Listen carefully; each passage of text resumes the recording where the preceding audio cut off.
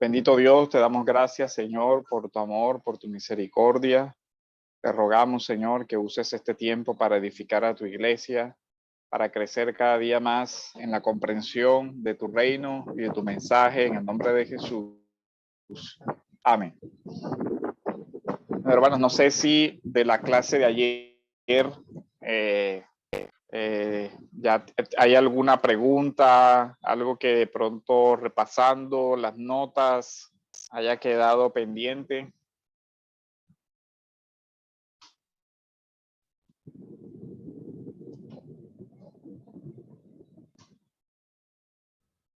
Parece que no, ¿Ninguno? pastor. Parece que no. Ok. Bueno, entonces hoy vamos a comenzar con el tema de hoy. Que vamos a ir pasando las diapositivas hasta llegar a donde dice el periodo de transición.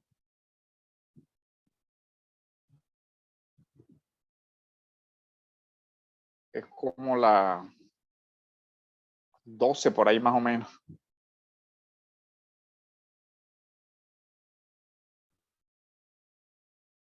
Aquí estoy en la 14. La transición del periodo apostólico a los padres apostólicos. ¿Sí puede verla? Todavía no. Está como actualizando acá, va por la 8. Pero bueno, aquí vamos entonces desarrollando. Entonces, lo que aquí vuelven las citas, por ejemplo, la cita de Ignacio, que ya habíamos analizado, dice, no os mando nada como hicieron Pedro y Pablo. Ellos eran apóstoles y yo soy un reo. Ellos eran libres, pero yo soy un esclavo en este mismo momento. Entonces, ese es la epístola a los romanos de Ignacio Mártir. Y aquí vemos cómo está claro desde el principio en los mismos padres apostólicos que hay una, digamos, cesación, una discontinuidad y al mismo tiempo una continuidad.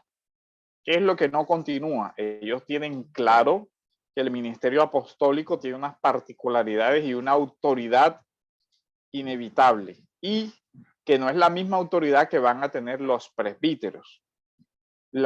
Lo que sí continúa es la tradición apostólica, la recepción de la enseñanza apostólica. También cuando Ignacio le escribe a los magnesios, dice que vuestra diligencia sea pues confirmada en las ordenanzas del Señor y de los apóstoles. Pues note ahí la expresión, las ordenanzas del Señor, las ordenanzas de los apóstoles. ¿Por qué? Porque el apostolado implica una concesión de autoridad. El término apóstolos en la transliteración o bien el antecedente o la concepción hebrea de la figura. Detrás del término apóstolos en griego está el famoso shaliach del mundo judío.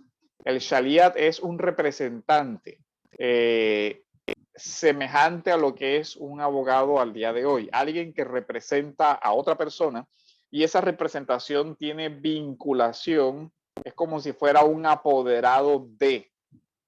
Y en ese sentido se introduce una concepción muy jurídica y por lo tanto muy formal de la representación, que de pronto se ha perdido de vista en el tema.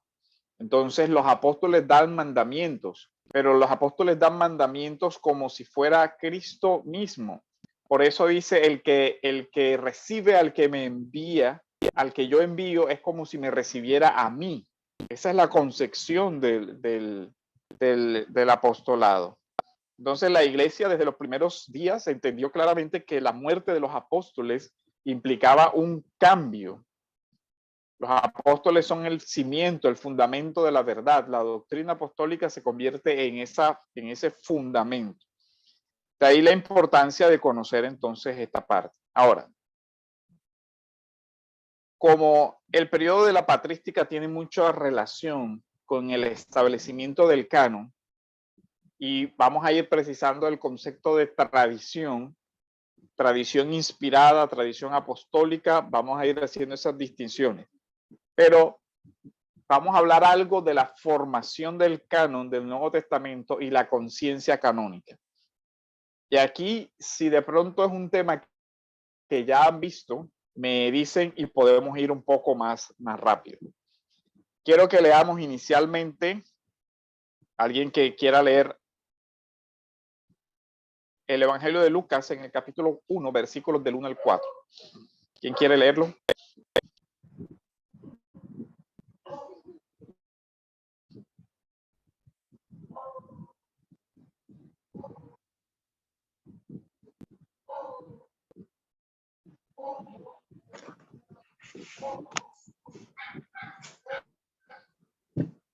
Nadie quiere leer. Repita la cita, pastor, disculpe. Lucas, el Evangelio de Lucas, capítulo 1, versículos del 1 al 4.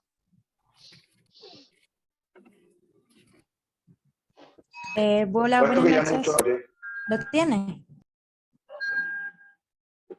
Puesto que ya muchos han tratado de poner en orden la historia de las cosas que entre nosotros han sido ciertísimas, tal como nos lo enseñaron los que desde el principio lo vieron con sus ojos y fueron ministros de la palabra.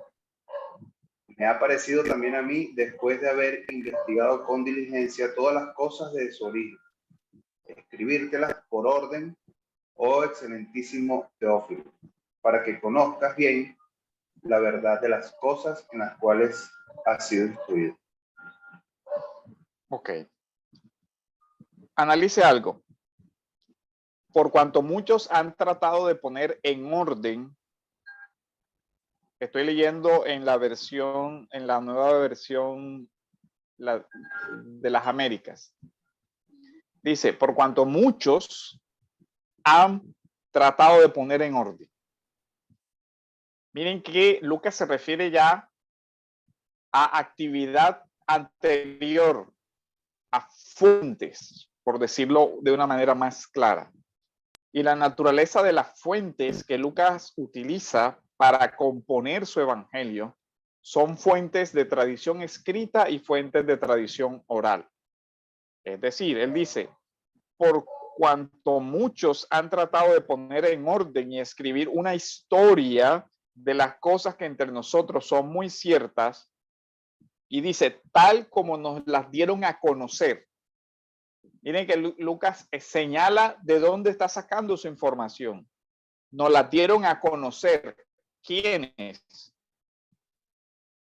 Los que fueron testigos oculares. Entonces, el Evangelio recoge un testimonio, el testimonio de los apóstoles, ¿cierto? Ahora, a su vez nos informa que ese testimonio se da en un contexto litúrgico o de proclamación de la palabra. Es decir, es una transmisión formal. Me ha parecido conveniente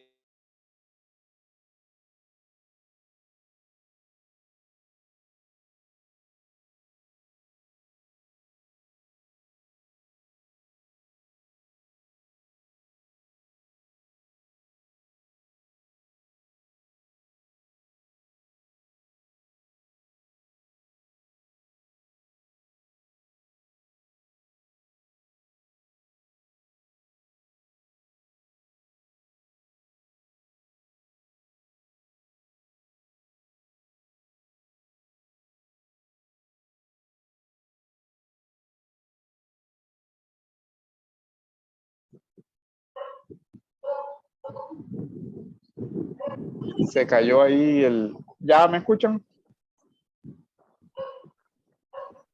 Ahora sí lo escuchamos, pastor. Ok, entonces nos hablábamos de la cita de Hechos, capítulo 1, donde él dice, en el primer tratado, Teófilo, te hablé acerca de las cosas que Jesús comenzó a hacer y enseñar hasta el día que fue recibido arriba.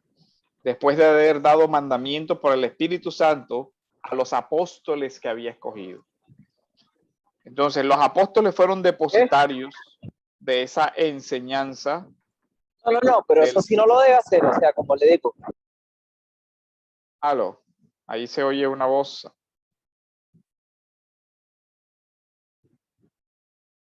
Entonces, Lucas, en primer lugar, hace una historia, una investigación histórica. ¿Eso por qué es importante? Porque él nos va a relatar lo que los testigos le contaron, y esos testigos él los referencia a los apóstoles y a aquellas cosas que ellos de viva voz por la palabra, por la predicación dijeron, o los escritos que antes estaban circulando. Ahora, Lucas nos da una idea de cómo se va formando los evangelios. ¿Cuáles son las etapas? Alejandro, si puedes pasar la diapositiva. La otra. Ajá. En la formación de los evangelios se dan varias etapas. La primera, creo que es la más evidente de identificar, ¿cierto?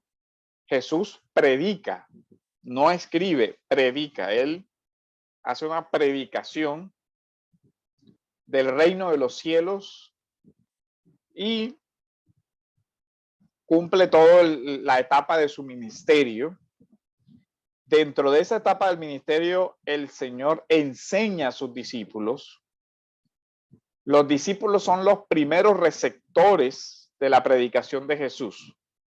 Entonces, primero, predicación de Jesús, oral, porque el Señor no escribió nada. La segunda etapa es los discípulos recepcionan esa enseñanza de Jesús. Los apóstoles, en los términos de Lucas, los primeros testigos oculares. Ahí tenemos entonces. Pero después de eso, ¿qué sucede? Los apóstoles comienzan a predicar. Esta predicación de los apóstoles tiene una primera etapa de tradición oral también. Es decir, los apóstoles, salvo las cartas, no escribieron enseguida los evangelios. No, ellos predicaron el evangelio, salen a predicar y son evangelistas, enseñan, discipulan, todo eso. Son esencialmente, en primer lugar, ministros de la palabra, ministros, enseñan. Esta etapa va haciendo una transición a los escritos, como Lucas nos dice, lo que han tratado de poner en orden y escribir una historia. Esa tradición oral paulatinamente va pasando a ser escrita. La predicación apostólica se va consignando. Lucas entrevista o va y busca las fuentes de información para su evangelio en los testigos presenciales. Por ejemplo, ¿quiénes estaban presentes cuando aparece el ángel a María a anunciarle el nacimiento de Jesús? Usted se ha puesto a preguntar de dónde salió esa información si ahí no había absolutamente nadie. Estaba ella y el ángel, punto.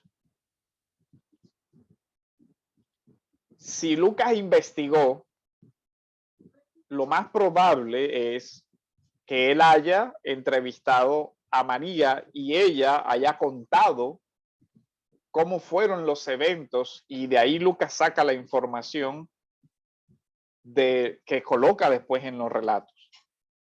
Y los padres nos van a decir eso, que los apóstoles nos transmiten las enseñanzas de Cristo, las enseñanzas orales de Cristo las pasan a la iglesia y con el tiempo después la convierten en documentos.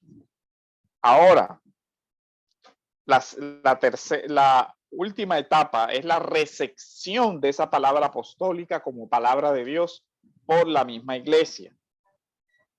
Luego entonces tenemos la predicación oral de los apóstoles y los discípulos, es decir, los discípulos de los apóstoles. Ahora, precisemos algo. La predicación oral de Jesús es la etapa más corta, porque es su ministerio terrenal, 3 años y medio.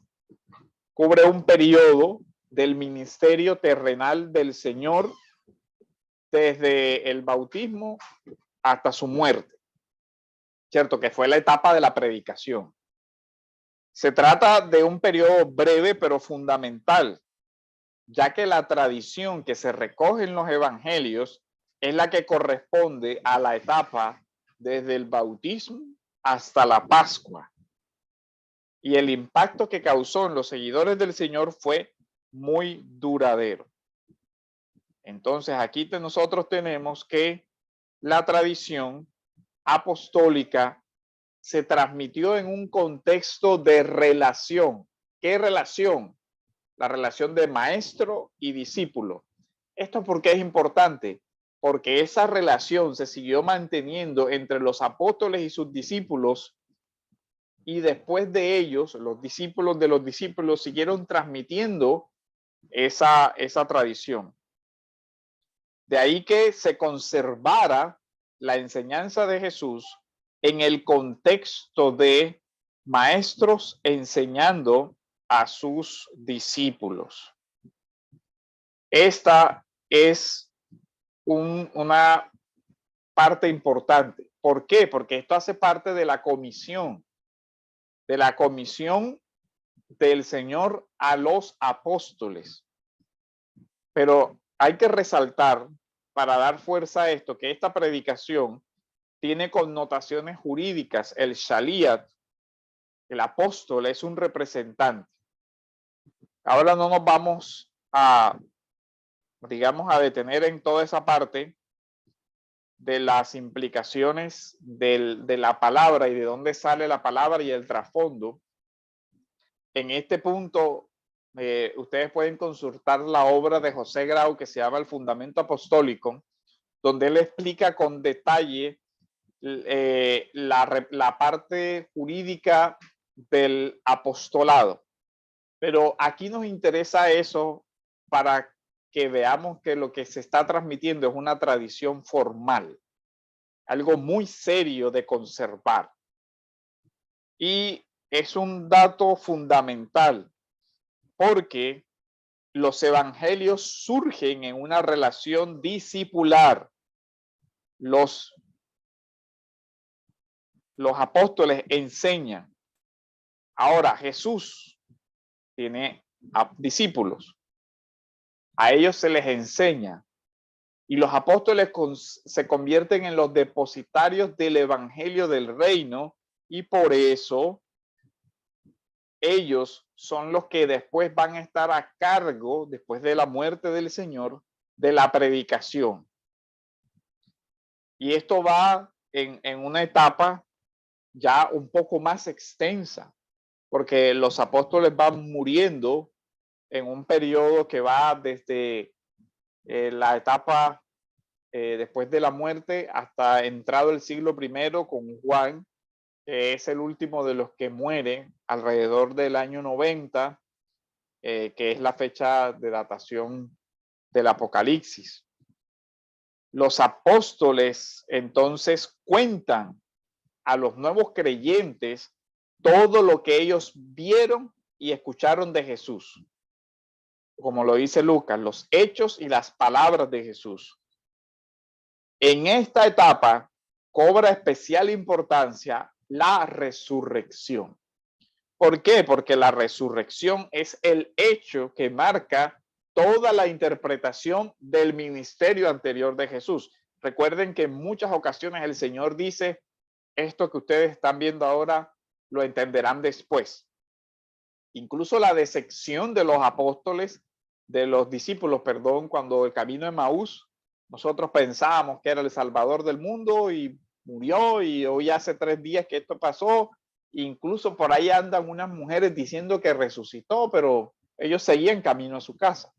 Pero el Señor aparece resucitado y la experiencia histórica de la resurrección cambia el rumbo, no solo de los discípulos que se regresan a Jerusalén, sino el rumbo de toda la iglesia, porque a partir del evento central de la resurrección se inicia entonces la proclamación del Señor como resucitado y se comienza a dar testimonio, testigos de un hecho que es la tumba vacía, la resurrección y las apariciones de Jesús a los discípulos, las apariciones del resucitado.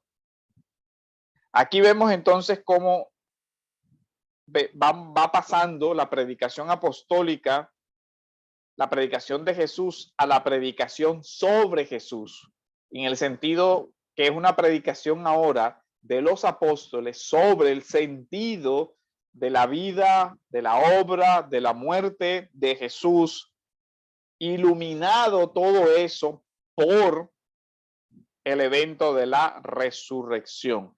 Se comienza a proclamar la resurrección de Cristo. En el mundo del primer siglo, mucho se transmitía por tradición oral. Y algunos creen que esta tradición simplemente era contar una historia. No, la tradición oral en Oriente Medio tiene una connotación, como les he insistido, muy seria. Estas tradiciones o las tradiciones orales se clasificaban en dos: las tradiciones que son formales y estas son controladas, y las tradiciones que son informales y que no son controladas.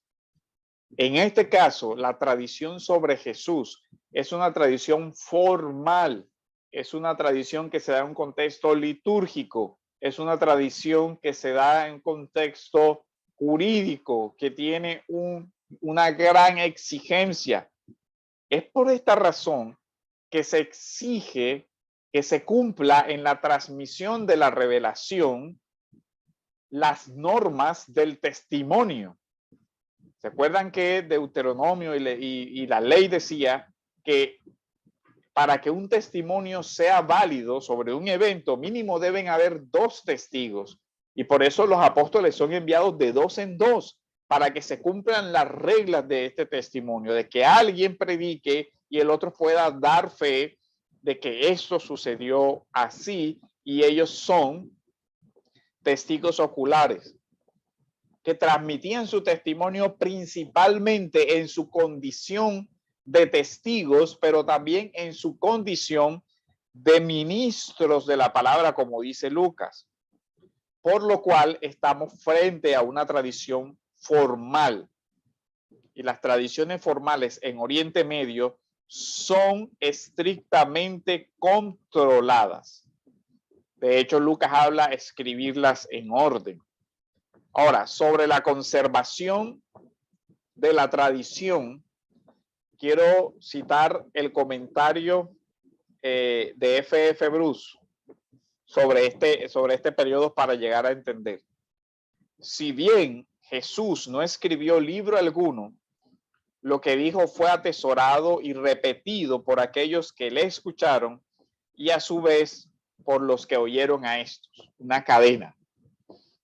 Para aquellos que le confesaban como Señor, sus palabras tenían autoridad, al menos como las de Moisés y los profetas.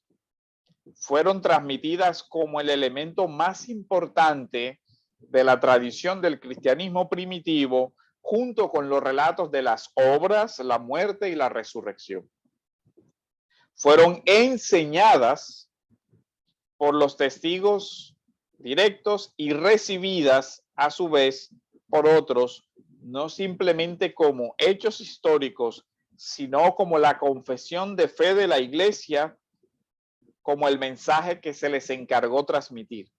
Fue por medio de la tradición como los cristianos de los 2 primeros siglos pudieron interpretar los documentos del Antiguo Testamento que daban testimonio de Cristo. A la luz de esta tradición, de lo que se decía sobre cómo Jesús cumplió el Antiguo Testamento, se comienza a interpretar toda la Biblia. Así, para nosotros llegar a entender de qué estamos hablando, hay que acercarnos un poco a la antropología cultural de ese mundo. En este punto nos vamos a ayudar con la exposición que hace Kenneth Bailey, que es un comentarista presbiteriano que trabaja en Oriente Medio, y él tiene dos obras muy importantes que una se llama Jesús a los ojos del mundo mediterráneo y otra se llama Pablo a los ojos del mundo mediterráneo. En la obra de Pablo a los ojos del mundo mediterráneo, cuando Kenneth comenta el texto de Corintios, donde se habla de la tradición, 1 Corintios 11:2, que la nueva traducción viviente la traspasa al idioma español así: los alabo en todo, los alabo porque en todo se acuerdan de mí y guardan las tradiciones con firmeza, tal como yo se las entregué. Bailey hace el siguiente comentario de este texto. Y él dice, abro comillas, así: la palabra clave, entrega, tiene una importante historia rabínica. Es la segunda parte de la fórmula rabínica para la transmisión de la tradición sagrada en la comunidad. Uno de los tratados o los capítulos más antiguos de la Mishnah se llama Avot, los padres. Esta colección venerable de dichos de los primeros empieza con Moisés recibió. Esto es importante porque en Corintios se va a utilizar la expresión, porque yo recibí lo que asimismo les entregué. Y a veces nosotros pasamos por esas palabras sin entender el contexto y lo fuerte que Pablo está diciendo. Miren que en la tradición rabínica decía, yo recibí, Moisés recibió la Torá en el Sinaí y la entregó a Josué. Esto es lo que el judaísmo creía: recibir, entregar, recibir la palabra de Dios, entregar la palabra de Dios. Josué a los jueces y los jueces a los profetas y los profetas a los hombres de la gran sinagoga. Las dos palabras claves aquí son recibió y entregó. Y sigue explicando Kenneth Bailey. Estas palabras son la columna vertebral de la fórmula usada en el mundo rabínico para el traspaso de tradiciones de una generación a otra. Esta actividad era extremadamente importante para el judaísmo de la época. El material preservado a través de este método produjo la Mishnah y produjo el Talmud babilónico y el de Jerusalén, la Tosefta y los Midrash, que son comentarios rabínicos de la Torá. Este comprende más de 8 volúmenes. Aquí Pablo escribe sobre las instrucciones que ha entregado a los corintios. Unos cuantos versículos después, al centrarse en la cena del Señor, comenta Bailey, Pablo usa la fórmula completa para el traspaso de la tradición. Escribe, recibí lo que os he entregado a vosotros. 1 Corintios 15:3. Pablo afirma, porque os entregué en primer lugar lo que he recibido. Así, el texto habla de un traspaso de una tradición fijada ya. Yo recibí lo que os he transmitido. 1 Corintios 11:23. Pablo utiliza un término técnico aquí. Ahora, ¿por qué esto es importante? Porque en la posterior etapa de los padres apostólicos todavía tenemos que tener en mente que ellos conservan esas formas de recibir una tradición oral que no estaba del todo, digamos, completa todavía, o un canon que todavía estaba en formación, porque el periodo del canon es casi hasta el siglo V también. Y esto lo vemos ilustrado en 2 de Timoteo 2:2, cuando dice, lo que habéis oído de mí en presencia de muchos testigos, confíalo a hombres fieles que sepan enseñar. Entonces, la tercera etapa es la predicación. Pero en esa predicación, cuando los apóstoles van muriendo, ya se hace necesario entonces fijar eso. Y aquí entramos a la cuarta etapa, que es donde se da la transición a la patrística. Hasta aquí, ¿hay alguna pregunta, duda, comentario?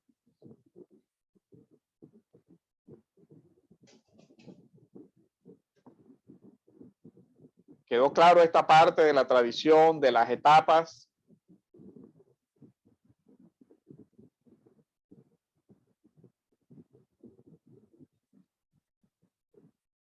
A ver. Esto es importante que se maneje, que quede muy claro, porque es un concepto que nos va a servir para de aquí en adelante. Esta parte ya la habían dado cuando dieron introducción al Nuevo Testamento, canónica.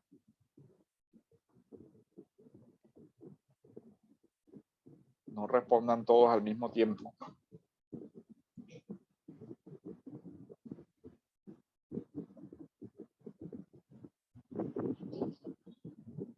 En ninguna de las dos materias, Josué.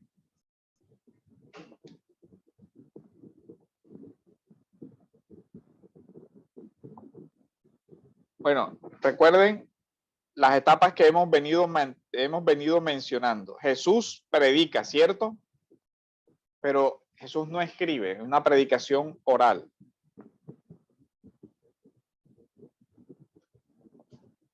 Sí está ahí.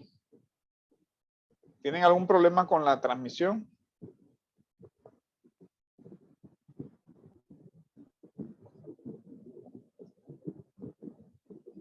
Sí, Oscar. De hecho, eso es lo que el mismo Ignacio dice.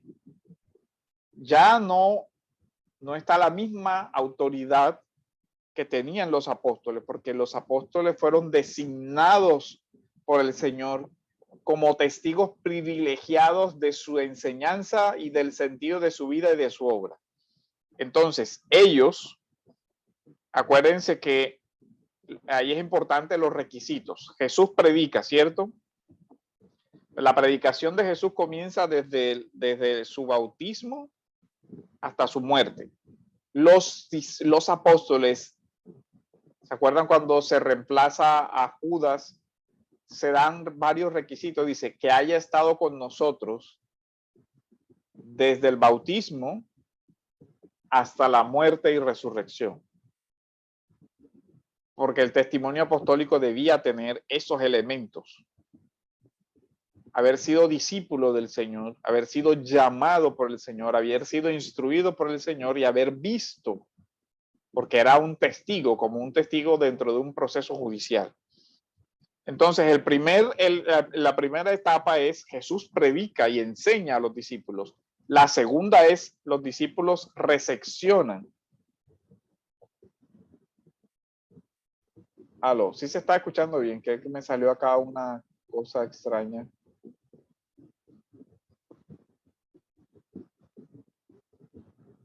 ¿Ustedes están escuchando? Aló.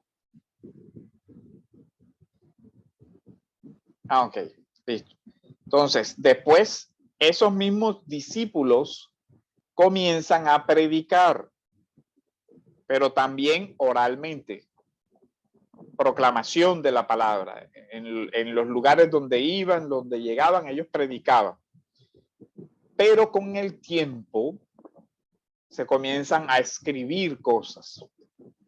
Lo primero que se escriben son las cartas, ¿cierto? Pablo escribe, pero los evangelios se tardan más. ¿De dónde se saca la información de los evangelios? Lucas nos da una pista. Se entrevistó a las personas involucradas. ¿Cómo?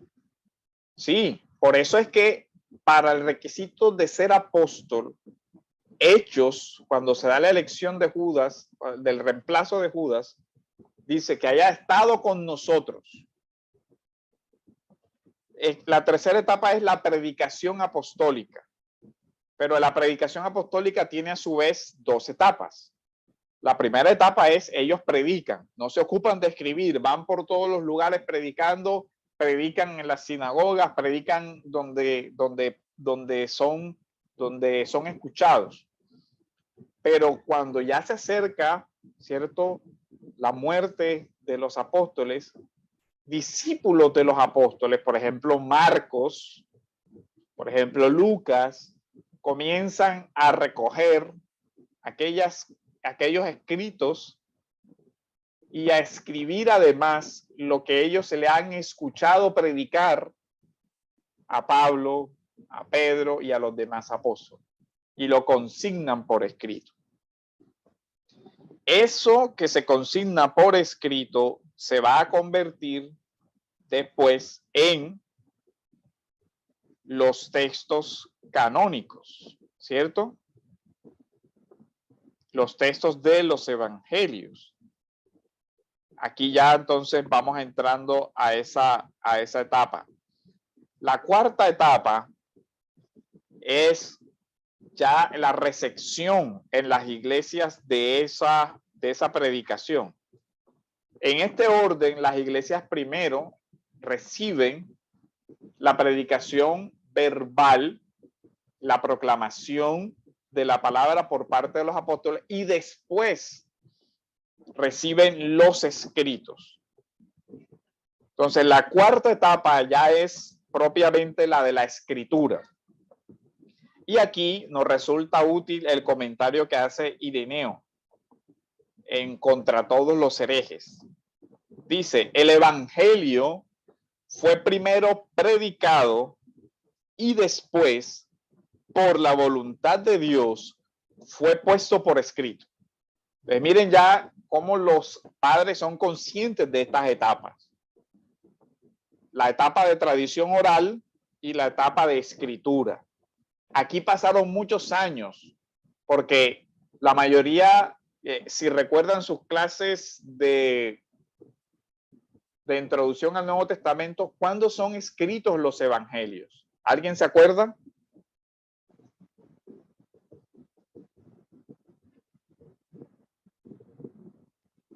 ¿Recuerdan?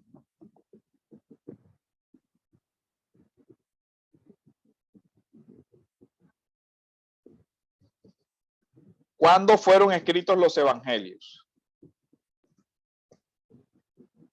¿Nadie lo recuerda?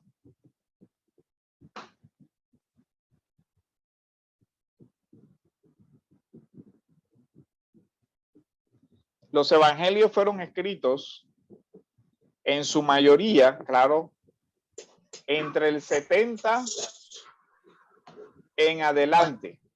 Entonces, si usted tiene en cuenta, Jesús muere, ¿cierto?, después de un periodo de 3 años de predicación. Pero los evangelios se escriben entre el 70, más o menos, algunos más temprano que otros. Pero hay un lapso entre la predicación apostólica verbal y la escritura de entre 40 y 50 años. Es decir, los evangelios se escriben casi 50 o 60 años después de. ¿Ya ven? Entonces, mientras tanto,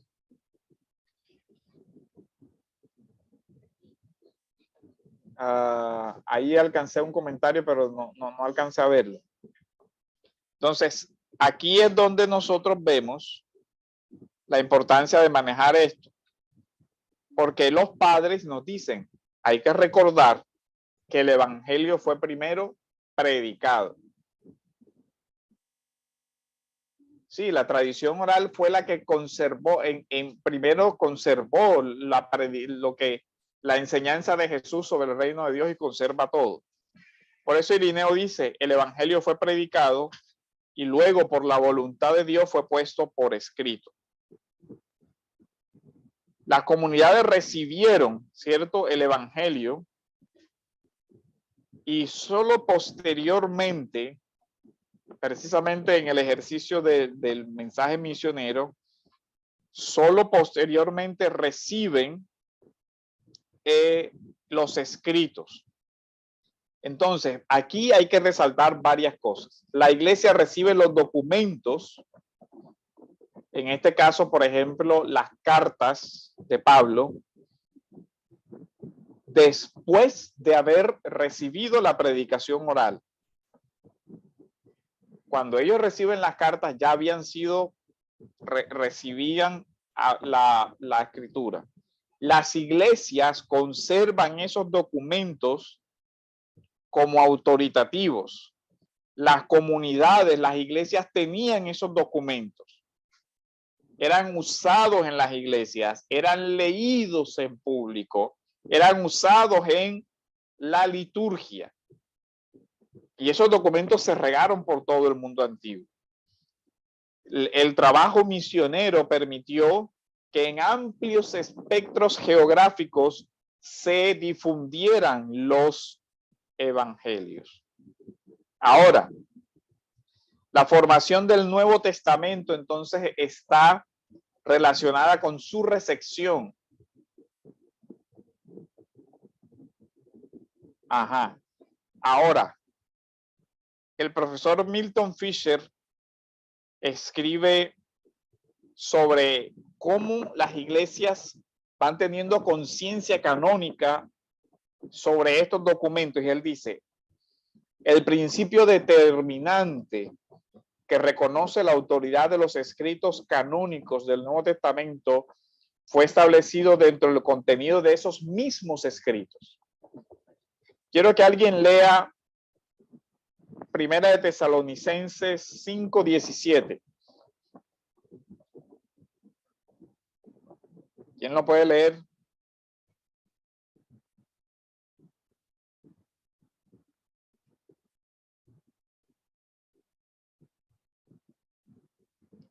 Primera de Tesalonicenses 5:17.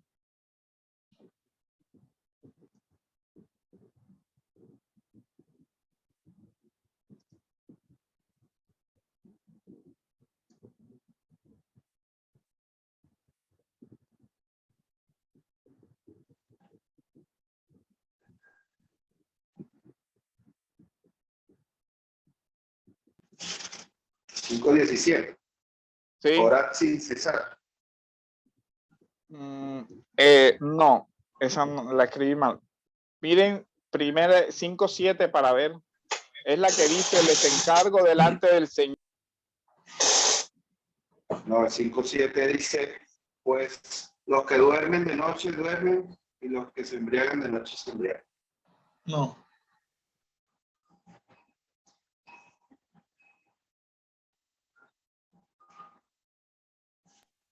Si alguien la puede, les encargo delante del Señor que lean esta carta a todos los hermanos. El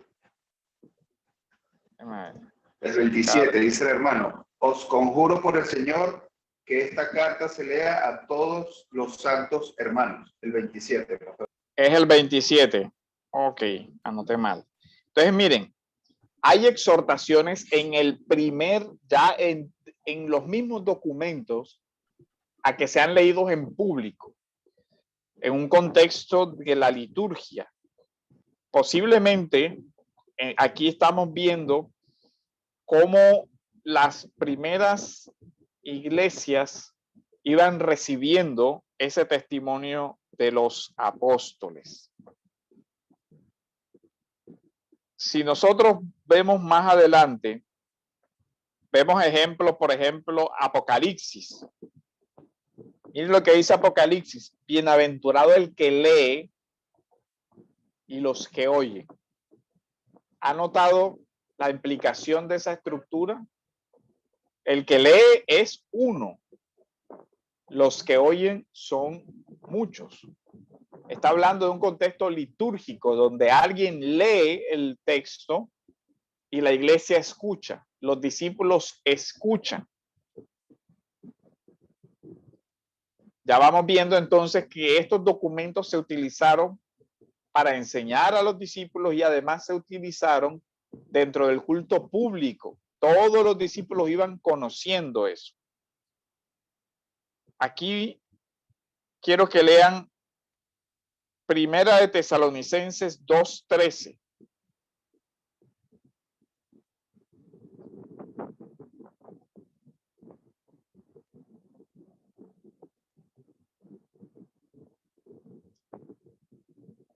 ¿Qué dice?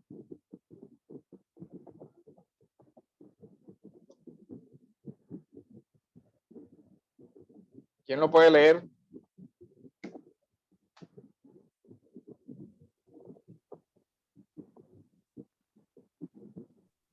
Por lo cual también nosotros, sin cesar, damos gracias a Dios de que cuando recibiste la palabra de Dios que oíste de nosotros, la recibiste no como palabra de hombre, sino según es en verdad la palabra de Dios, la cual actúa en vosotros los creyentes. Esos son los textos que reflejan la conciencia canónica. A eso nos referimos con conciencia canónica. Pablo les dice, cuando ustedes recibieron la palabra, ustedes fueron conscientes que estaban frente a qué cosa? Frente a palabra de Dios. ¿Ya ven?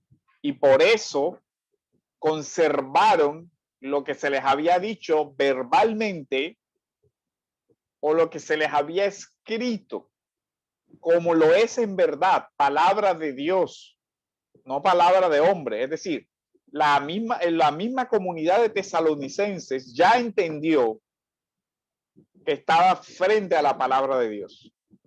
Ya tenía la claridad, la conciencia de que no era una simple carta más o no era un discurso más.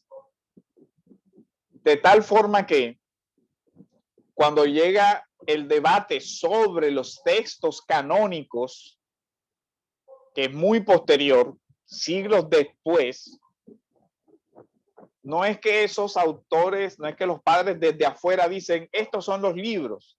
No, porque la iglesia desde el principio tuvo conciencia de cuáles eran los libros que eran palabra de Dios, de cuáles eran los documentos que eran palabra de Dios, de cuáles eran los documentos que recogían la palabra de Dios.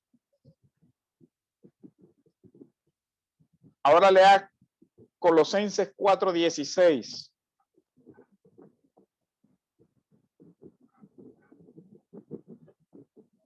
¿Quién puede leer Colosenses 4:16?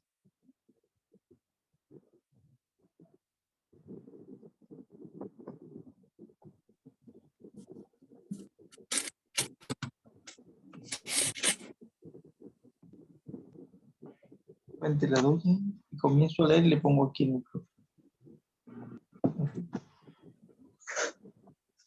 Colosenses 4:16.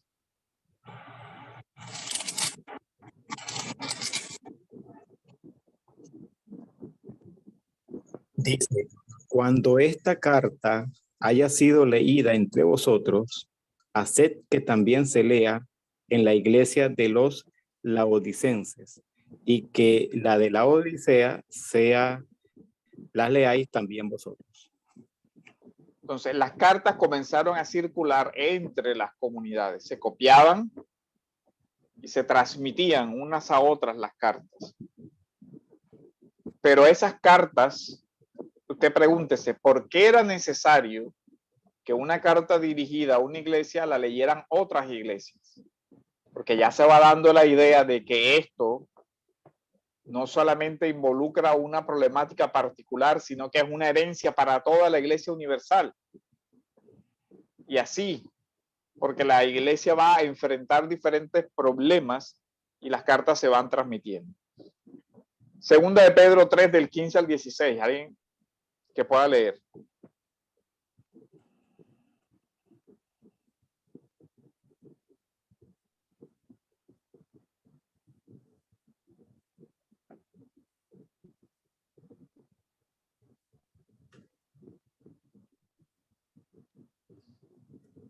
¿Quién tiene el texto?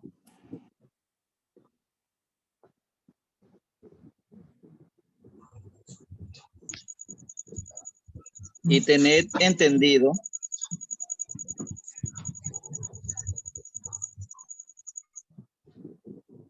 Sí. y tened entendido que la paciencia de nuestro Señor es para salvación, como también nuestro amado hermano Pablo, según la sabiduría que le ha sido dada, os ha escrito. Casi en todas sus epístolas, hablando en ella de estas cosas, entre las cuales hay algunas difíciles de entender, las cuales los indoctos e inconstantes tuercen, como también las otras escrituras, para su propia perdición. Note el énfasis ahí. Sabiduría dada. ¿Dada por quién? Dada por Dios. Como las otras escrituras. ¿Cuáles otras escrituras se refiere ahí? En ese momento todavía no estaban escritos los evangelios. A las otras escrituras a las que se refiere ahí es a las otras escrituras que ya se reconocían como autoridad, como inspiradas, principalmente a las escrituras del primer pacto del Antiguo Testamento. Entonces ya Pedro tiene la conciencia clara de que lo que Pablo está escribiendo es algo que viene de sabiduría de Dios y que por lo tanto tiene la misma autoridad que las otras escrituras. ¿Ya ven? Esa es una conciencia que ya estaba al mismo tiempo que se estaba escribiendo los documentos que después se van a considerar canónicos. Por eso les hago énfasis, no fue que los padres siglos posteriores dijeron, estos nos gustaron o se reunieron y dijeron esto es. No, sino que desde el mismo momento de la etapa primera de la construcción de la etapa de la escritura, ya había una conciencia en quienes escriben, en quienes reseccionan, en las iglesias que reseccionan, que eso es palabra de Dios, como la tesalonicense. Dice, recibieron nuestra enseñanza oral y después nuestros documentos como palabra de Dios, como lo es en verdad, como palabra de Dios y no palabra de hombre. Entonces, aquí se infiere que hay un conocimiento generalizado de las cartas de Pablo en ese texto de Primera de Pedro. Queda claro entonces el concepto de la conciencia canónica. ¿Quedó claro? ¿Hay alguna duda sobre esto?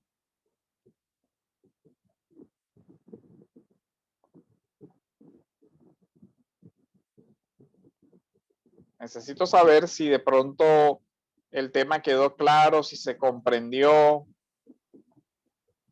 El tema del canon se ve en una materia aparte, que es canónica. Pero de todos modos, aquí ya usted puede ver cómo el argumento que se usa de que el canon fue establecido por los padres muchos tiempos después no es del todo adecuado.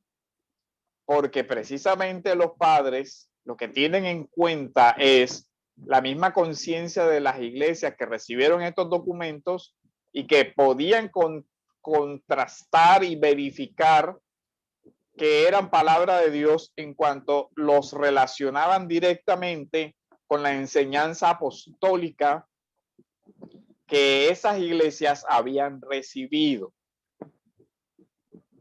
Ese punto queda establecido. ¿Claro? Otro escrito Hermano, Sí. todos los documentos del Nuevo Testamento eran ampliamente conocidos por las iglesias.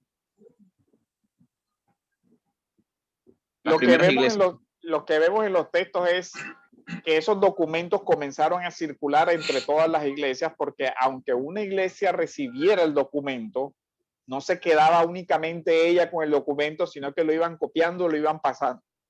De tal manera que esos documentos se van regando en un amplio espectro geográfico. Pero como las comunicaciones en esa época no eran tan sencillas, Había comunidades que tenían una mayor información sobre el origen de un documento que otras. Y así se va dando el tema. Por eso es un proceso lento. Hay textos que tuvieron más debates que otros en diferentes periodos de tiempo.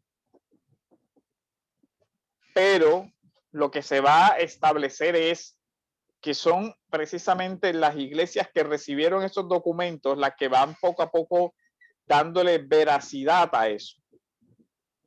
Las que van diciendo, sí, nosotros recibimos esa carta, sabemos que es del apóstol Pablo y sabemos que él corrigió algo de la iglesia, pero entendemos que también sirve para las otras iglesias y por eso las van transmitiendo. Así, gradualmente, se va formando el canon dentro de ese periodo de la historia. Miren que ya Pedro habla de personas que están torciendo las escrituras, tanto las inspiradas como las escrituras que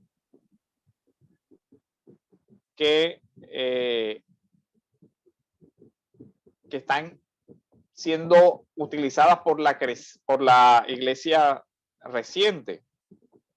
Entonces, ese punto es importante. Ahora, aquí comienza también, miren que lo que los padres van a trabajar o a tratar ya comenzó en el primer siglo. Ya Pedro dice que hay algunos inconstantes que tuercen las escrituras. Y además se formulan otras tradiciones interpretativas distintas. Una de las principales tradiciones interpretativas distintas que se forman es la del gnosticismo, los gnósticos, que van a comenzar a decir que ellos sí creen las escrituras, que ellos sí creen la tradición apostólica, pero que los apóstoles tenían otro conocimiento oculto que no se lo dieron a todas las personas, sino que se lo reservaron para unos cuantos elegidos de ellos y escogidos, y que ahora ellos son los que conocen ese verdadero misterio de la revelación. Así comienza el gnosticismo a formularse. Y es ese gnosticismo naciente el que después se desarrolla y que los padres van a combatir. Y aquí viene el tema de la otra etapa, lo que viene acá, ya es cómo los padres entienden que había una tradición apostólica a la que debían aferrarse. Y recuerden que cuando ellos escriben todavía estaba el debate de los libros, de cuál era, de cuál no era. Irineo, en contra de las herejías, en el libro 1, en el pasaje 27, dice así: por eso Marción ha hecho creer a sus discípulos que él es más veraz que los apóstoles, que han transmitido el evangelio. Entonces, miren, transmitir, tradición, enseñar, que lo han transmitido en tradición oral, pero que es una tradición controlada, que es una tradición litúrgica, que es una tradición seria. Han transmitido el evangelio. Los apóstoles han transmitido el evangelio, y ese evangelio después fue puesto por escrito. Y miren lo que sigue diciendo Irineo: cuando ponen en sus manos no el evangelio, es decir, Marción a sus discípulos, y se ponen en sus manos no el evangelio que fue transmitido por los apóstoles. No, Marción es diferente al gnosticismo. Marción hace una formulación sobre la deidad, y Marción comienza a decir que hay un Dios en el Antiguo Testamento, un Dios malvado, un Dios airado, y hay un Dios en el Nuevo Testamento, un Dios benévolo, un Dios que es todo amor, un Dios que es, digamos, muy diferente. Son como dos dioses distintos. Pero como se encuentra que hay elementos de una justicia divina, de un juicio, él comienza a hacer a cortar los elementos de los relatos de los evangelios que no se ajustan a su teología y comienza a cercenar. Muy similar, un nuevo marcionismo fue el movimiento que se desarrolló de Creciendo en Gracia del señor José Luis de Jesús, donde él comenzó a cercenar y a decir los evangelios no, solamente Pablo y toda esa parte. Entonces él dice, sino que una pequeña parte del evangelio, reducen el evangelio, mutila de igual forma las epístolas de Pablo. Marción. Recuerden que Marción pretende que se establezca un canon que él formula y donde él corta muchas de las documentos de Pablo y corta muchos de los evangelios. Entonces ahí ven el tema de lo que estaba sucediendo en ese momento. Los gnósticos comienzan también a formular ideas de que los que verdaderamente transmiten la palabra o el evangelio son ellos. Recuerden el tema de la catequesis, ¿se acuerdan? Las enseñanzas que fueron confirmadas. Ahora, Ireneo, vuelvo a citar, contra las herejías, combate esa idea del gnosticismo, de que los gnósticos tienen un conocimiento especial al que no acceden los hermanos sencillos. Ireneo dice en Contra las herejías en el libro 3, capítulo 14, en el pasaje 2, lo siguiente. Así que los apóstoles transmitían a todos. Esto es importante porque va en contra de lo que decían los gnósticos, de que los apóstoles les habían dado a ellos una especie de sabiduría oculta que no les daban al resto de las personas. Él dice, los apóstoles transmitían a todos con toda sencillez y sin rehusar a nadie lo que habían aprendido del Señor.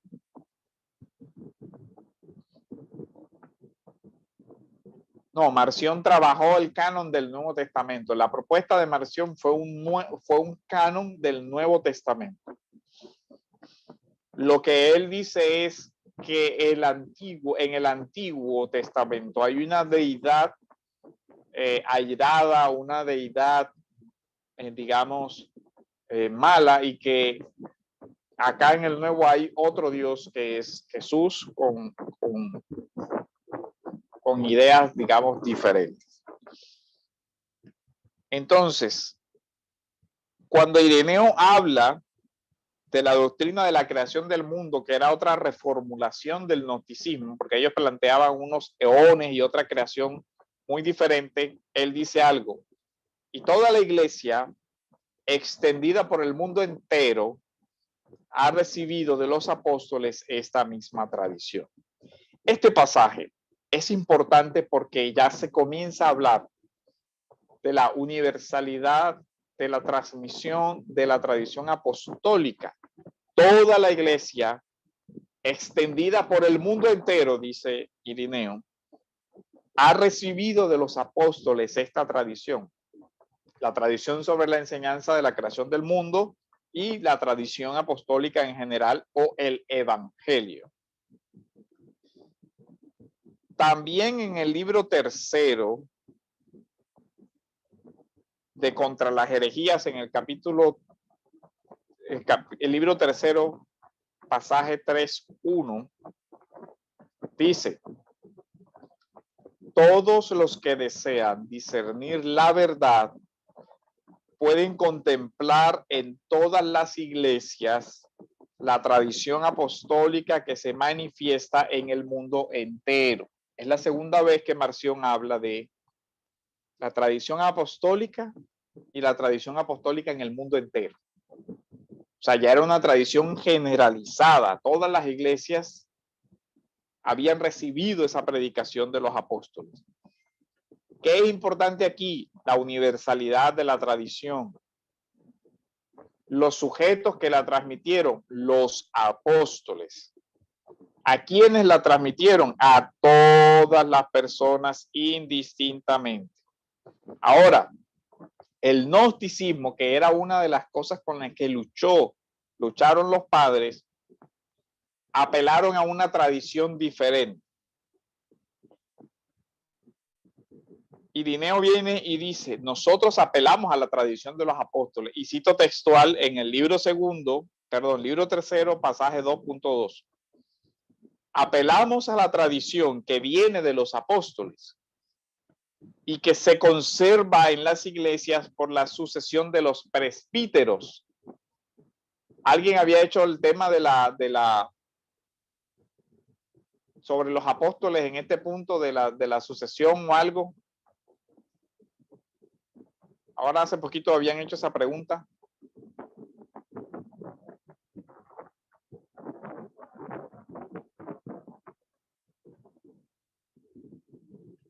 Alguien había hecho que si ya eran conscientes del tema de la muerte de los apóstoles. Bueno, aquí ya miren que Irineo está haciendo esa precisión. Él dice, la enseñanza de los apóstoles la van conservando los presbíteros. Ejemplo, Pablo enseñó a Timoteo. Timoteo no fue un apóstol, pero Timoteo estuvo como anciano, como pastor de una iglesia o de varias iglesias.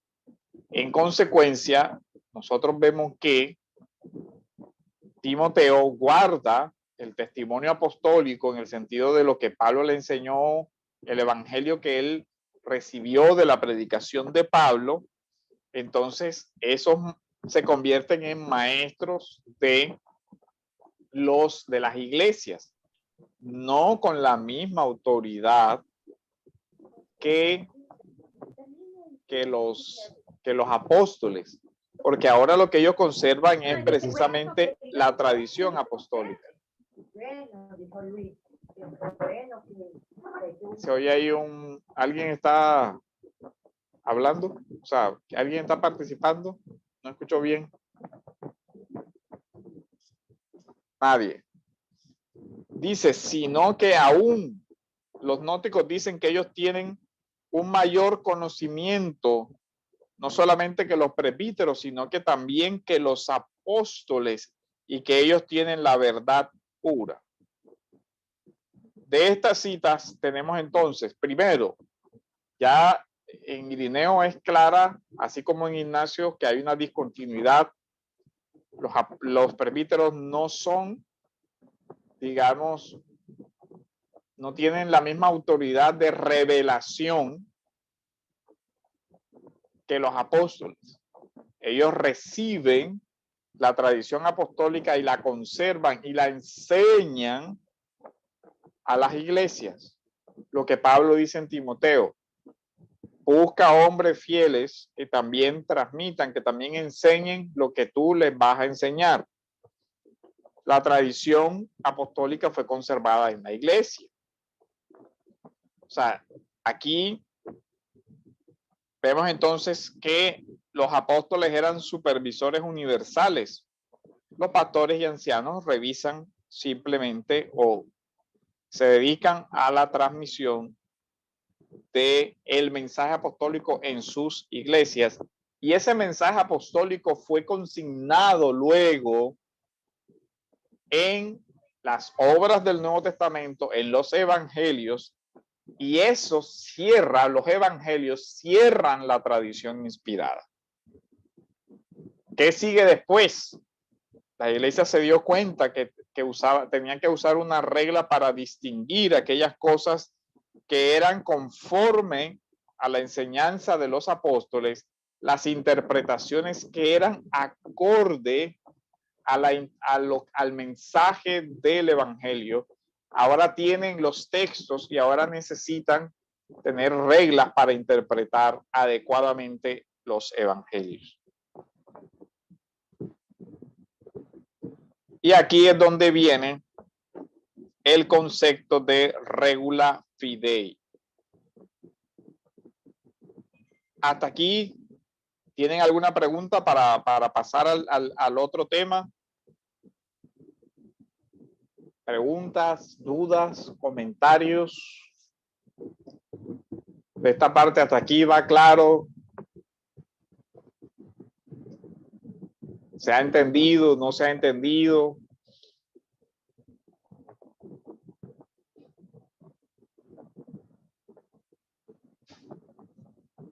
¿Ya habían visto esto? ¿No lo habían visto?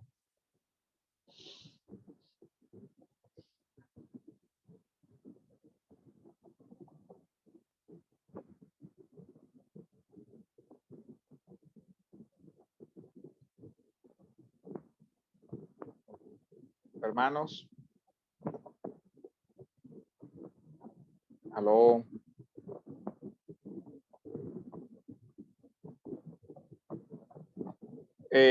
Rafael, pero que ha quedado claro el tema, porque la idea es que lo que se vaya poniendo quede. Si hay alguna duda, es importante que la manifiesten, ¿no? Miren, son las 7:20. Bueno, ¿cuánto? Acá son las 7:30, allá creo que deberían ser las 8:30.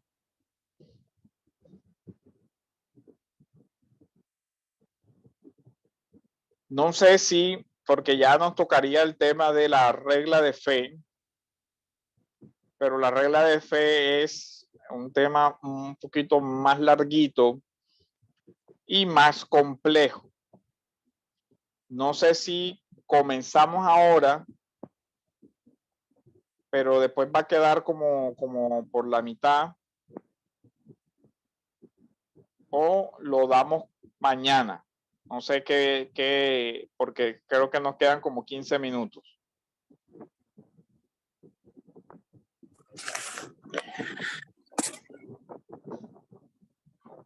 Hay una pregunta, pero no alcancé a leerla. Los libros que citó son...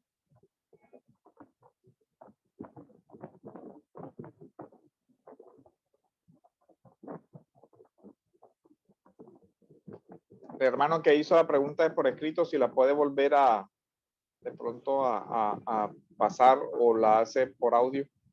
La voy a leer. Está acá. No fui yo el que hizo la pregunta, pero la voy a leer. Los libros que usted citó son los que nos hicieron llegar.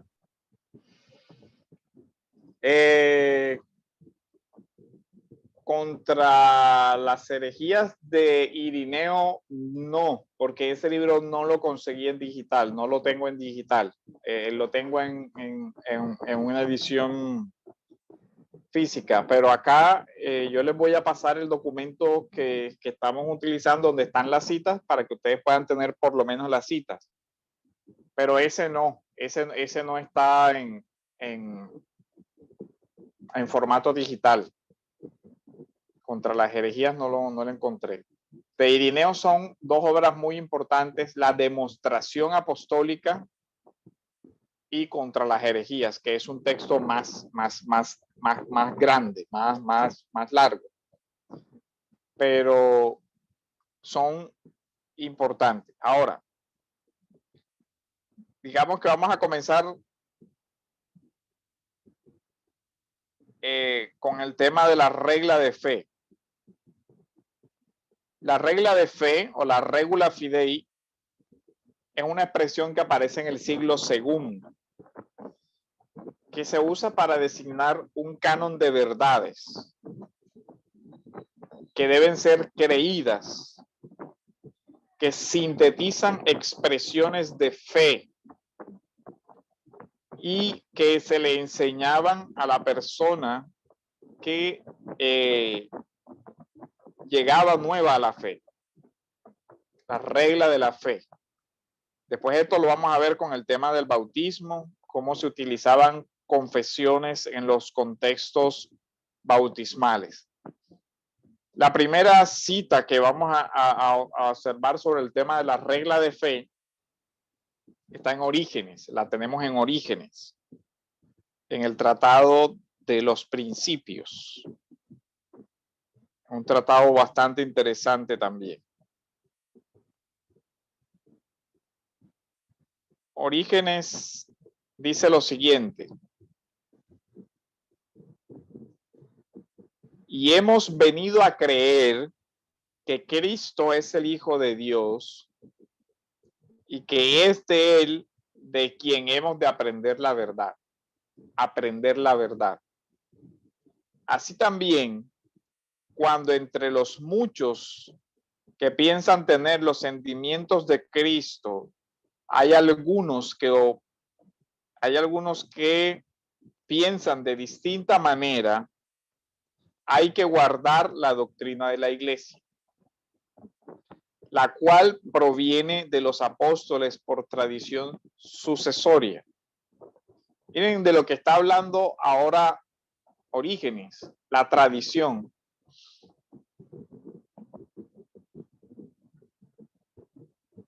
Y dice que los apóstoles no escribieron libros inspirados. No alcancé a leer toda la pregunta. Ya se la voy a leer. Nuevamente, no la hice yo, pero aquí la leo. Hermano, los apóstoles que no escribieron libros inspirados, ¿se conoce algún escrito de ellos? Los apóstoles que no escribieron libros inspirados, ¿se conoce algún escrito de ellos? Se conocen escritos que se atribuyen a varios de los apóstoles, pero que se excluyeron del canon. Son apócrifos del Nuevo Testamento. Hay muchísimos. Déjenme ver por aquí. Tengo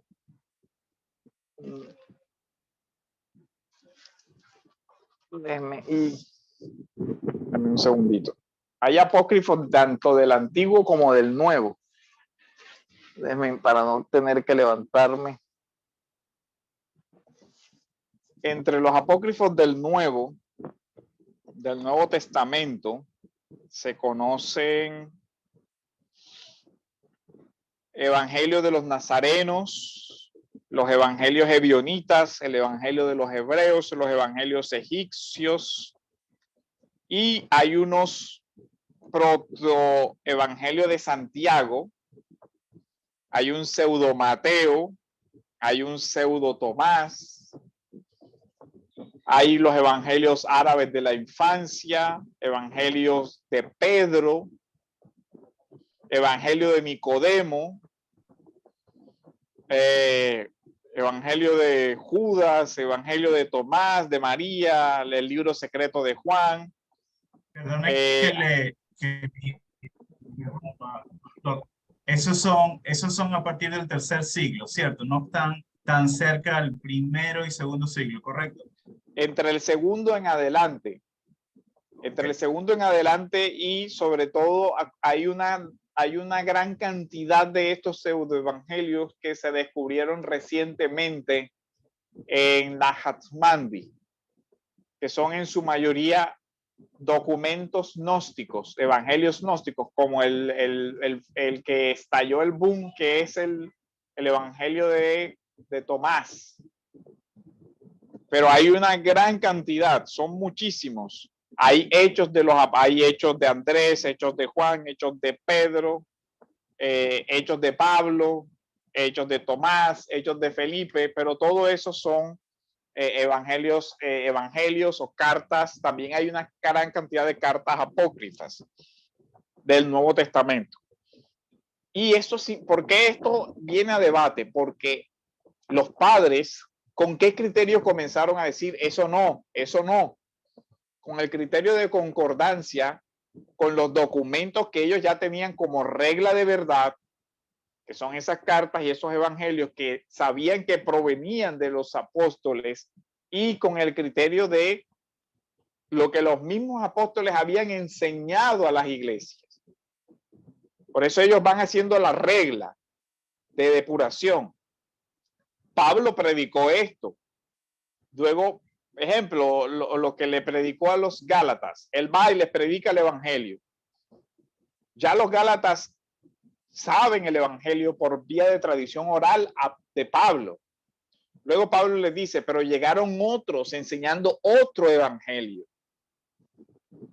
Y yo les hago la advertencia, el evangelio es uno solo y proviene de Dios y no puede ser modificado. De tal manera que cualquiera que diga otro evangelio sea maldito, sea anatema. Y Pablo aclara, el evangelio es de tal naturaleza que la tradición apostólica que yo les transmití no puede ser modificada ni siquiera por mí.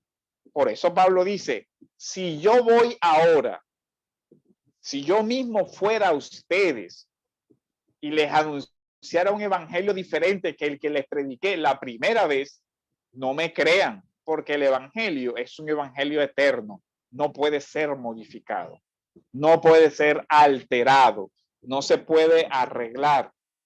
Dice, y incluso dice él, si un ángel del cielo se les aparece y les dice algo diferente del evangelio que recibieron, tampoco le crean. Vemos aquí que se va formando esa regla. Entonces, la iglesia, los padres comienzan a hacer esa depuración, porque ven la necesidad, porque comienzan a circular todo tipo de cartas. Ya en el tiempo del Nuevo Testamento circulaban cartas a nombre de los apóstoles, que los apóstoles tuvieron la necesidad de salir a aclarar. Nosotros no escribimos eso, nosotros no dijimos eso. Ellos andan diciendo cosas a nombre nuestro que no son ciertas. Ese fue el debate del primer siglo. Y los padres apostólicos se enfocan en eso y la patrística se enfoca en identificar cuál es la enseñanza doctrinal que viene por los apóstoles y cuál no. Ahora, no toda la enseñanza apostólica quedó consignada por escrito. Mucho de lo que las iglesias entendieron fue las explicaciones de palabra, las explicaciones que les dieron.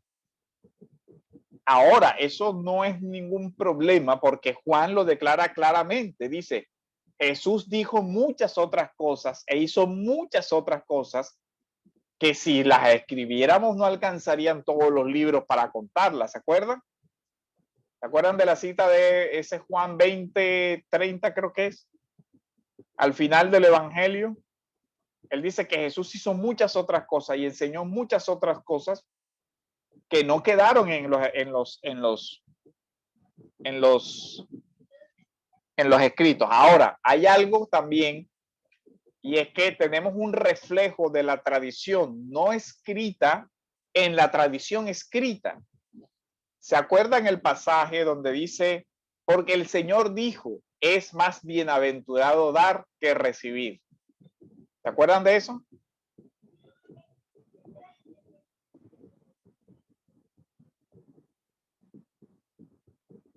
Es más bienaventurado dar que recibir, ¿se acuerdan? Ese pasaje lo recordamos. Bueno, ese pasaje lo citan como palabra del Señor. El Señor dijo, el Señor Jesús dijo, pero no aparece en los evangelios escritos. ¿Representa eso un problema para nosotros? No, porque nosotros sabemos que Jesús dijo muchas otras cosas, pero que los apóstoles seleccionaron aquellas cosas que son esenciales para la salvación. Y pudieron quedar muchos otros dichos como ese circulando en medio de las iglesias que el Señor había dicho y que no quedaron escritos en los evangelios. Ahora, sobre el tema de si hay más documentos, recuerdan la cita que acabamos de leer de Pablo, dice que la carta de la Odisea, hay un debate muy amplio sobre si esa carta es la misma de Colosenses o no lo es o se perdió.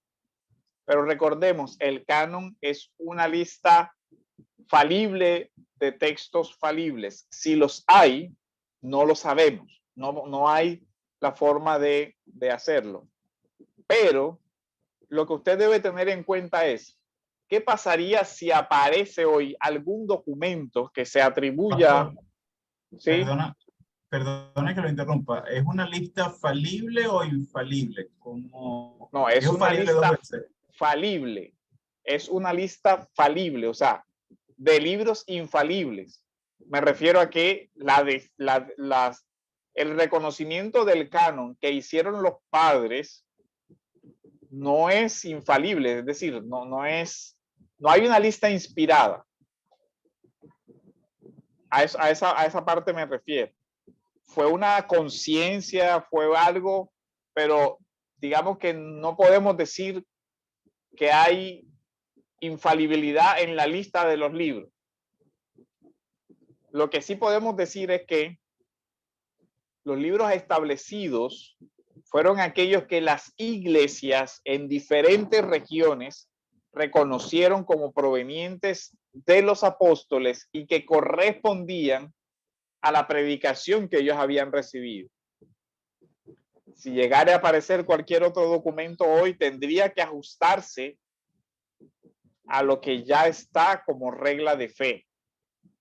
Porque si provienen de Dios, debería haber una unidad. Ese sería el criterio. Y por eso, Orígenes usa ese criterio. Miren cómo él va en la cita.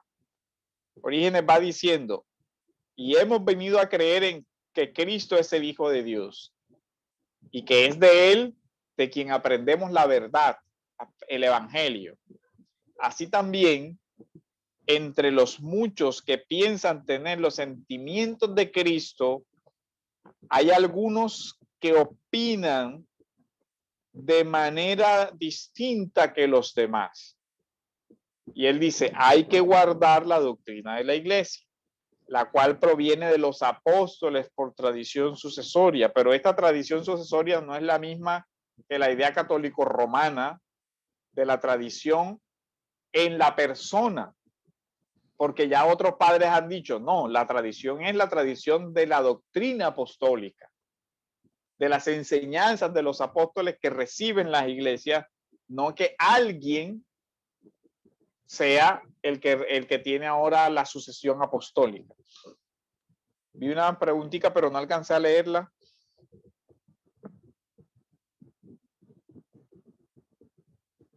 Dice de la siguiente manera, ese reconocimiento ayudaba a la preservación de las escrituras, pastor. Ese reconocimiento ayudaba a la preservación de las escrituras, pastor. Es que recuerden, por ejemplo, en la cita que leímos de Tesalonicenses, recibieron el evangelio como es en verdad, como palabra de Dios, como las iglesias tenían la conciencia de que eso era así, se esfuerzan en conservar esos manuscritos, en conservar las cartas. Y ahí, desde esa conservación, se va dando el progresivo configuración del canon. No sé si eso responde a la pregunta de quien la formuló.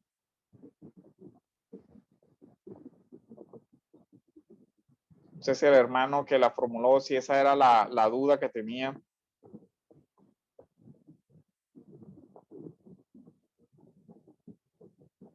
Ok. Dice que sí. Entonces vemos que Orígenes, por ejemplo, no menciona que la iglesia sea infalible. ¿Cierto? No hay un órgano infalible en la iglesia. No hay un papa infalible. Y los padres no son infalibles. La enseñanza de los padres es válida en cuanto se ajusta a la enseñanza de los apóstoles, ¿cierto? Esa siempre es la regla. Nosotros le damos un valor a este periodo de la historia, a la construcción doctrinal, a la defensa que ellos hicieron, a las enseñanzas para los nuevos creyentes que hicieron, pero la enseñanza que debe ser obedecida y creída y que es perfecta es la de la escritura. Pero ya vemos que desde desde los tiempos de los padres apostólicos, siempre existió cierta norma, una norma de fe para probar las doctrinas. Y esa era la tradición de los apóstoles. Esa tradición, cuando ya se consignó por escrito, porque acuérdense que la tradición tuvo una etapa oral, se cierra el canon, no se añade ni se quita. Los documentos de los padres son interpretación de esa tradición que se fijó por escrito en un momento dado y que se convirtió en los evangelios y en las cartas y en los hechos y en los apocalipsis del Nuevo Testamento. Así, entonces, creo que podemos dejar hasta acá y mañana continuamos con el tema de la regla de fe, de cómo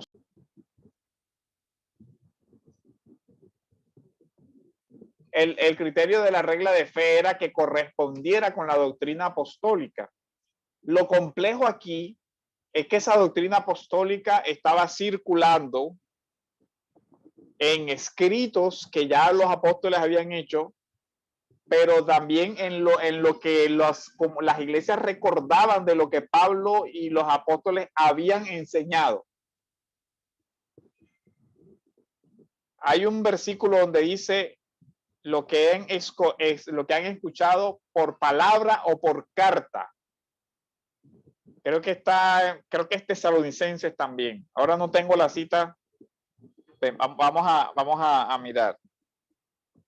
Vamos a ver si lo encuentro aquí con el doctor Google.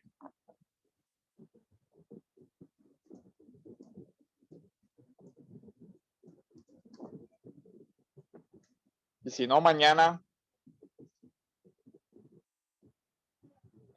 Alguien que lea segunda de Tesalonicenses 2:15 para que vean lo complejo aquí.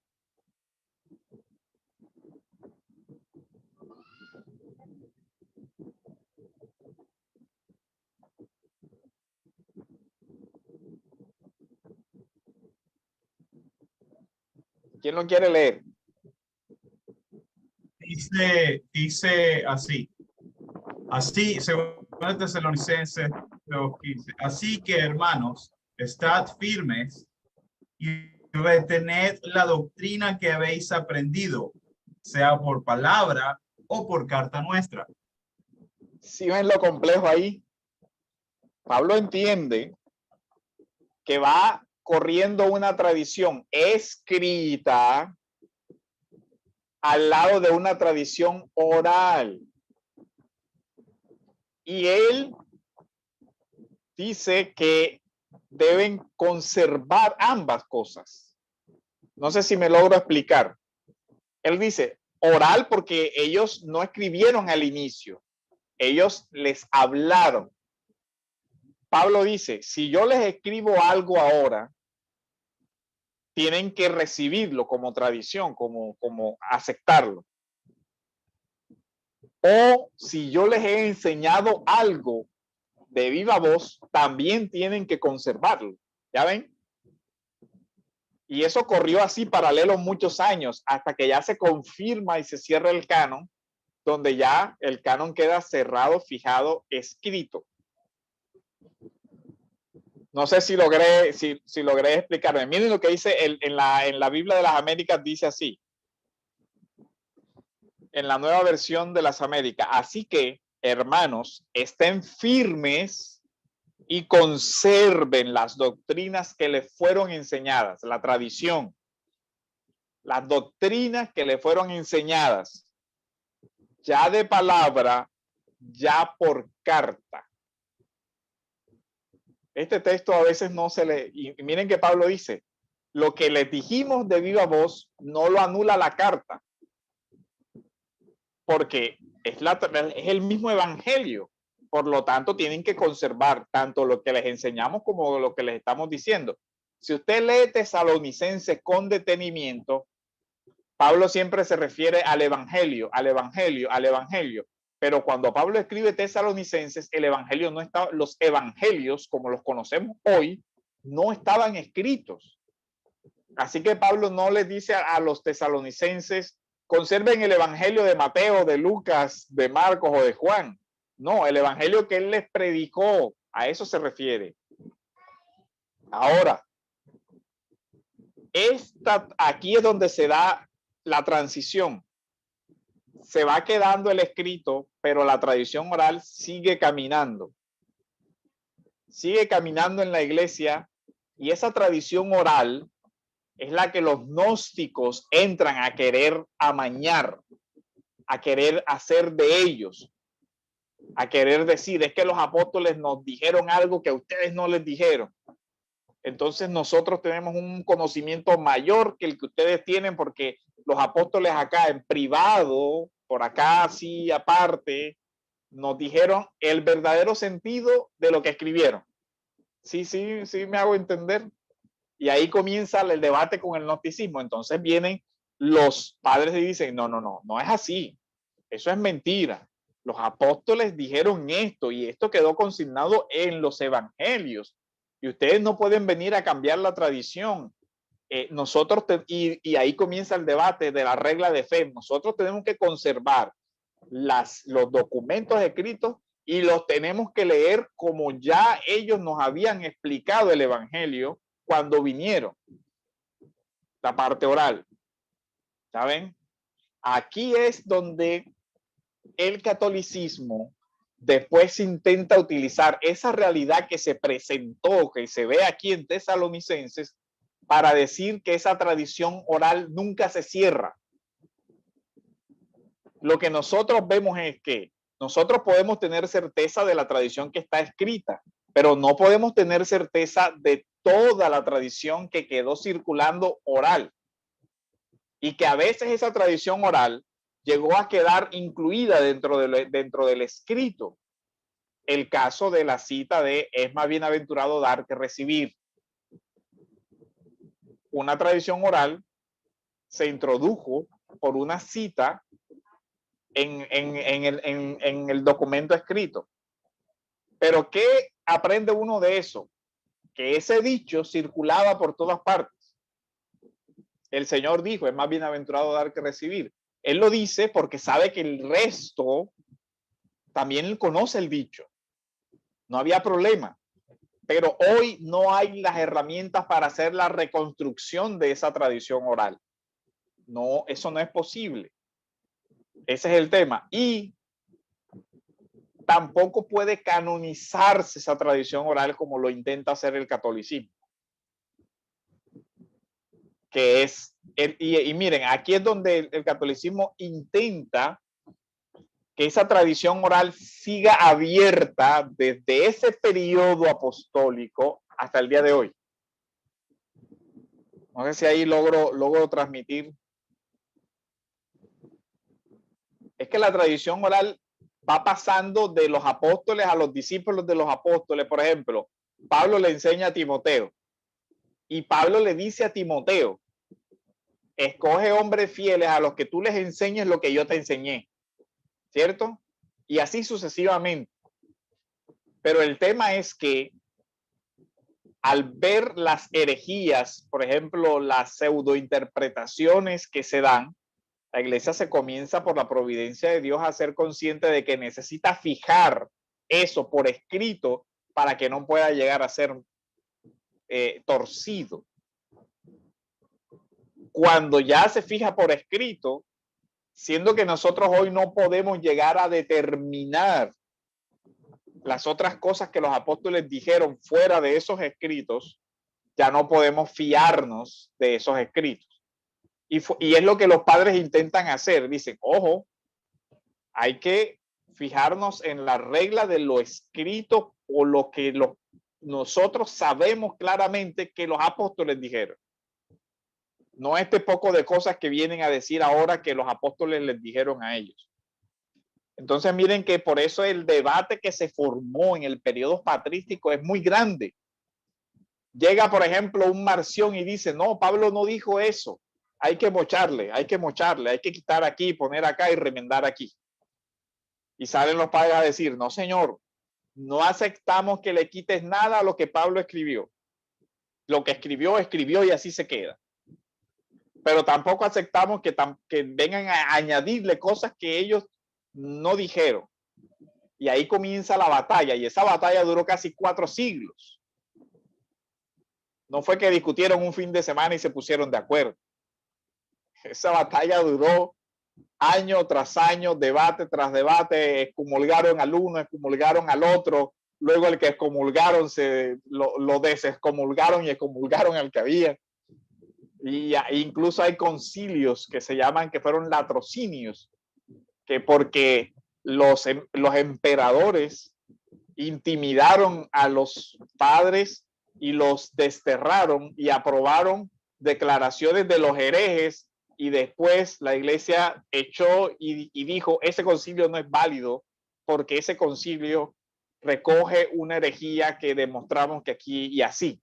Este periodo, por eso tiene una riqueza impresionante.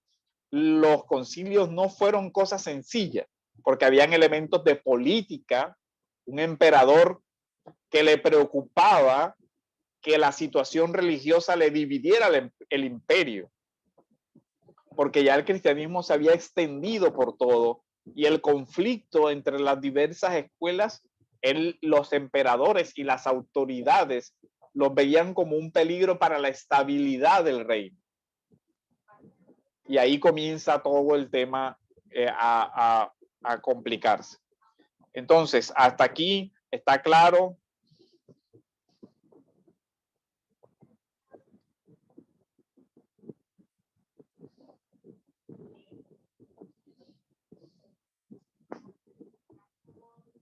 ¿Entendido? ¿Preguntas? Mañana igual comenzamos de nuevo con el tema de la regla de fe, desarrollando un poquito más. ¿Hasta aquí hay alguna duda? ¿Quedó claro? Yo sé que de pronto estos temas no alcancé a leer que se convirtió en canon, fue lo que alcancé a ver. Dice así, se podría resumir entonces que la tradición oral se convirtió en canon. Ejemplo, lo que aprendisteis y recibisteis y oísteis y visteis en mí, esto haced. Y el Dios de paz estará con vosotros. Filipenses 4:9.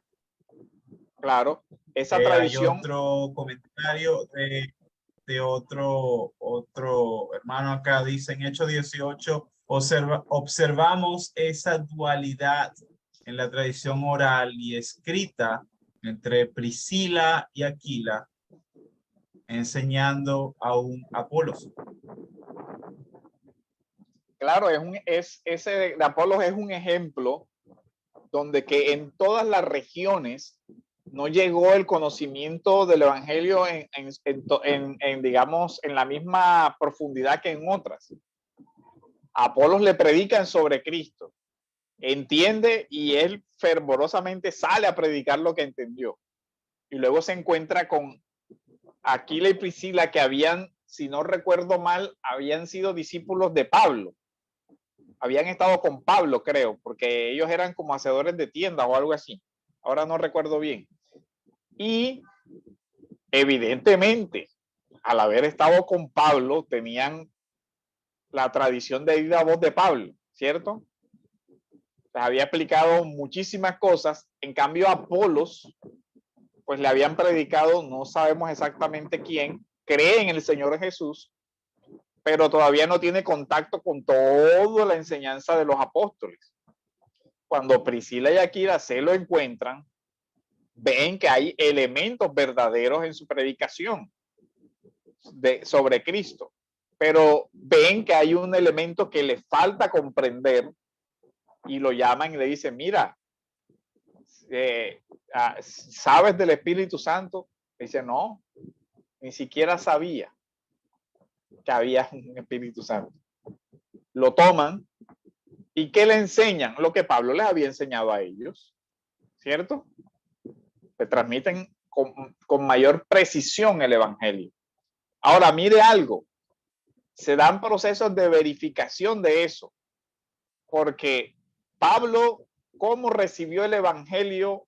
Recibe el evangelio también por lo que Cristo le enseña con la aparición y también por lo que los apóstoles le dicen. Ya ven, es un tema complejísimo, pero muy bonito de entender. Porque yo recibí del Señor la noche que fue entregado, pero Pablo no estuvo ahí. ¿De dónde lo recibió? Lo recibió de los otros apóstoles, ¿cierto? Los otros apóstoles les tuvieron que haber explicado, Pablo, mira, esa noche pasó esto, pasó esto, pasó esto, el Señor dijo esto. Ah, ok, listo, yo lo recibí, yo se los transmito a ustedes. Es un proceso complejo. Entonces, ese proceso del canon lo vemos y lo vemos en lo que yo he querido mostrarles en el tema es que muchas veces con relación a la patrística hay una mala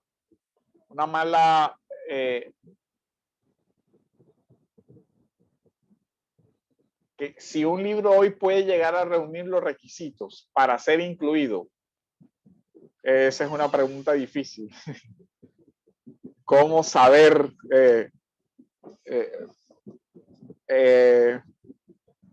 Yo pienso que podría ser. Lo que pasa es que no me queda claro que la providencia de Dios haya permitido que una parte de la revelación quedara sin conocerse por tanto tiempo. Entonces ahí uno ya como, pero es por un tema teológico.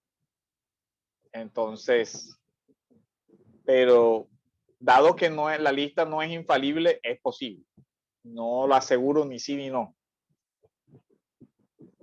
Entonces, vamos a dejar hasta acá. Mañana continuamos con el tema de la regla de fe. Voy a conseguirles un artículo sobre la regla de fe en Agustín y se las mando.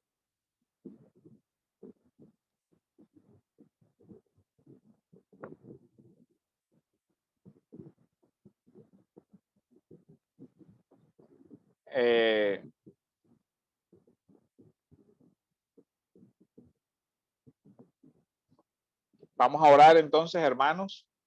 No sé si hay alguna pregunta, igual si ahora repasando todo eso se le ocurre alguna pregunta, anótela. Y mañana podemos resolver, porque yo sé que uno se queda como pensando y ahí en eso salen las dudas. Entonces, pero si no las anota, después viene mañana y se le olvidó. Anótelo. Esto no quedó claro. O ahora veo ya otro pasaje que se relaciona con esto y en fin, porque uno va haciendo asociaciones o va encontrando otros versículos, entonces anótelos, porque la idea es que podamos resolver eso, ¿cierto? Vamos a orar entonces. Bendito Dios, te damos gracias, Señor, por tu amor, por tu misericordia. Te rogamos, Señor, que nos sigas edificando por medio de tu palabra y nos ayudes a seguir creciendo en la fe.